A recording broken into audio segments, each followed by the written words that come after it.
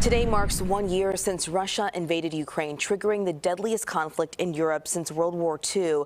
And we've seen international support for Ukraine's war effort continuing. Just an hour ago, Great Britain held a minute of silence, followed by a singing of the Ukrainian national anthem.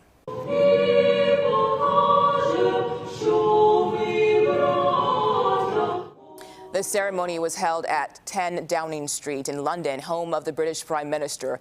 In addition to British support, overnight, President Joe Biden announced a new $2 billion military aid package to help Ukrainians on the front lines in their war against Ukraine. And here at home, one local school has welcomed dozens of refugees since the war began. And St. Nicholas Cathedral School in Ukrainian Village has given these children a place to learn, to make friends, to feel safe.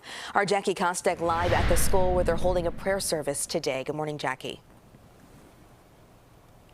Good morning, Murrow and Audrina. This is going to be so lovely. I'm so excited to introduce you to two amazing young women, Oksana and Oksana. Oksana came from Ukraine 5 years ago. Oksana just recently in April.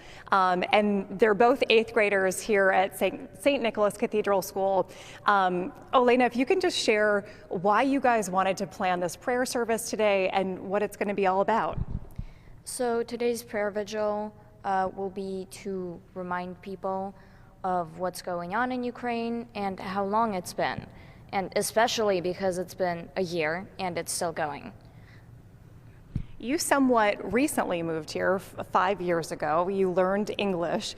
How has it been for you to help your new friends like Oksana transition into a new life in America, learning the language and just all of those experiences that come along with that? I think that the most I've done is probably help with language learning, such as reminder of words, teaching of words, things like that, as well as grammar. Grammar is weird, in English especially. That memory, though, I imagine is still fresh for you coming here. Yeah, definitely. Oksana, tell me a little bit about your experience having to come here to Chicago from your country. My experience was found new friends, new life, and new home actually. New friends, it's hard because my friends in Ukraine and I'm very worried about them.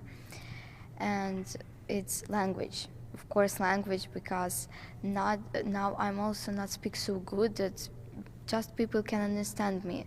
So it's hard to new language speaks freely that I can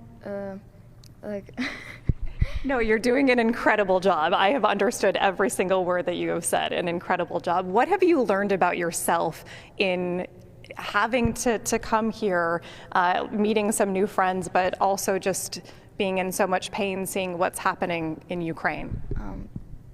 I'm learning about yourself. Actually, maybe then I can more than I think. Yes.